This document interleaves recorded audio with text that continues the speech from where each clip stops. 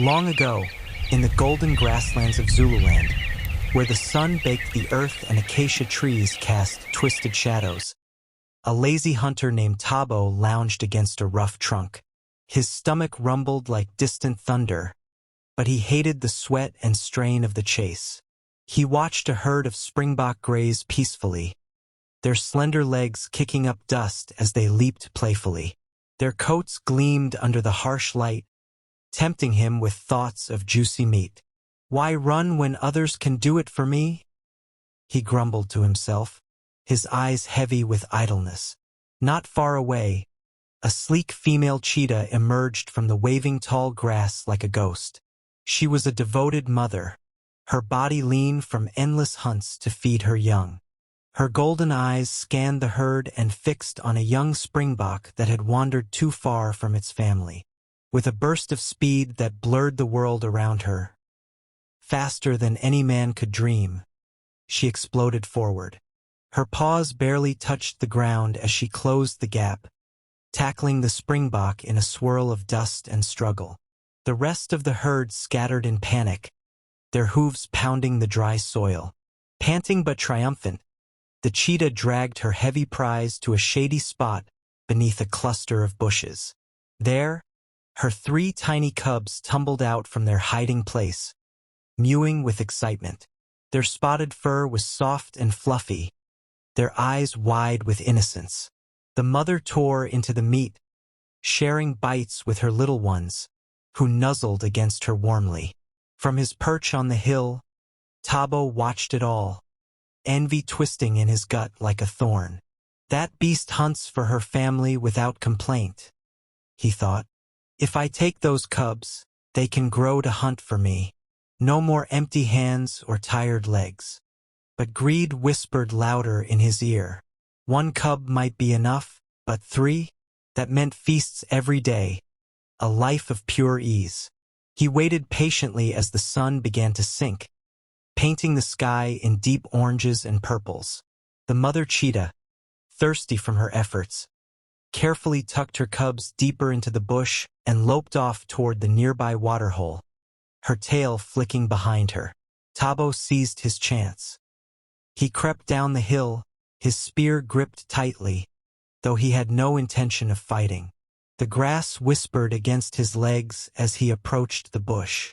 Peering inside, he saw the cubs huddled together, blinking up at him curiously.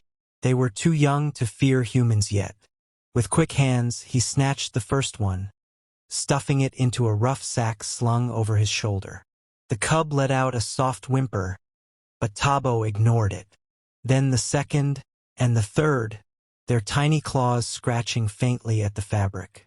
Heart racing with excitement, not effort, he slipped away into the gathering twilight, heading back to his lonely hut on the village edge.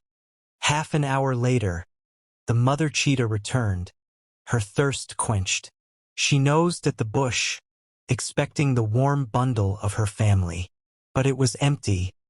Only crushed leaves and faint scents lingered. Panic surged through her. She sniffed wildly, circling the spot, then lifted her head and unleashed a series of piercing cries that shattered the quiet night. The sounds echoed across the grasslands, a mother's raw agony calling out to the stars. She darted from rock to rock, pawing at the ground, her keen eyes searching every shadow. Hours turned into a full day, then another. She barely ate, her body growing thin, her eyes swelling from endless tears that streamed down her cheeks, leaving dark, wet trails like permanent scars. Exhaustion clawed at her, but her love drove her on, deeper into the wilderness. On the 3rd day, as she wandered near a winding river, she encountered an old man sitting by the water's edge. He was a wise elder named Baba Mthembu, known throughout Zululand for understanding the tongues of animals and the secrets of the ancestors. The cheetah approached him boldly, her cries softening into desperate pleas. Baba Mthembu listened, his wrinkled face growing stern as he pieced together her story from her gestures and wails. "A thief has taken your children," he said softly, his voice like rustling leaves. This is a grave wrong against nature's balance. Laziness and greed poison the soul of our people. I will set this right. Filled with righteous anger, Baba Mthembu rose and made his way back to the village. The huts stood in a circle around a central fire pit, where families gathered to share meals and stories under the moon. He called the elders together, his staff thumping the ground for attention. "Listen, my kin," he declared, his eyes flashing. "A man among us, Tabo the Lazy One, has stolen cubs from a cheetah mother. He shames our Zulu ways. We hunt with honor, using our own strength and skill, not by robbing the wild. This theft disrupts the harmony of all, human and beast alike." The villagers murmured in shock, then outrage built like a storm. They marched to Tabo's hut at the outskirts, where smoke curled lazily from his fire. Inside, Tabo sat smugly, the cubs in a corner, mewing weakly from hunger. He had tried to feed them scraps, but they refused, pining for their mother. As the crowd burst in, Tabo jumped up, his face paling. "What is this?" he stammered. "These are mine now." The elders shook their heads. "You have broken the sacred code," Baba Mthembu said. "Banishment alone is too simple. The ancestors demand a lesson that fits your crime." They performed an ancient ritual around the fire, chanting words passed down from generations. As the flames danced high, a strange wind whipped through the hut. Tabo felt a chill, then a burning in his legs. Suddenly, his body twisted in pain.